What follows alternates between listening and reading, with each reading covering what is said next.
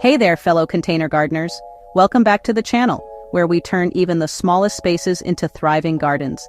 If you've ever dreamed of picking fresh, juicy corn right from your patio or balcony, stick with me, because today, I'm sharing the essential do's and don'ts for growing corn in containers.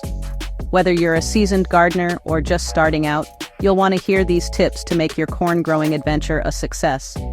If you find this video helpful at all, please consider giving it a thumbs up and subscribing to my channel. Let's start with the good news. Yes, you absolutely can grow corn in pots. It might sound a little wild, but with the right approach, you can enjoy homegrown corn even if you don't have a backyard. But there are a few tricks you'll need to know. Let's kick things off with the do's, the must-follow steps for container corn success. Do pick a large container. I mean, big.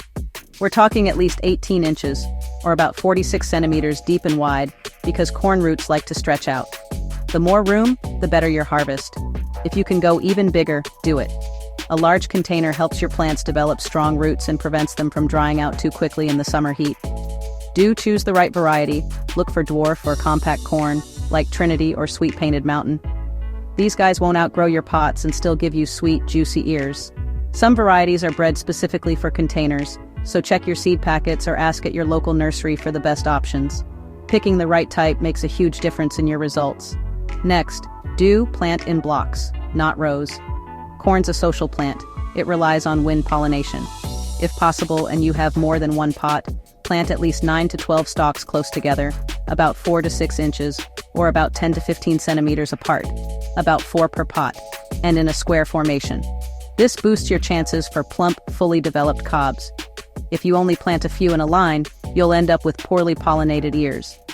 Grouping them together helps the pollen reach every silk.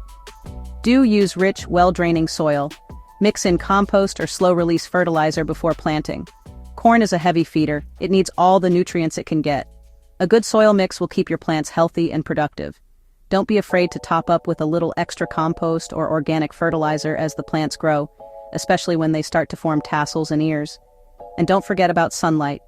Corn loves the sun. Make sure your containers get at least 6 to 8 hours of direct sunlight every day. If you can give them more, even better. The more sun your corn gets, the sweeter and fuller your harvest will be. And corn loves temperatures between 77 and 91 degrees Fahrenheit, or 25 to 33 degrees Celsius for optimal growth. When silk starts to develop from the small ears, give the tassels at the top of the plant a little shake each morning. This helps release the pollen onto that silk, which is what forms the cob of corn. And when that silk turns brown and dry, it's time to harvest. Here is a tip: harvest in the morning for the sweetest flavor. Now, let's talk about what not to do.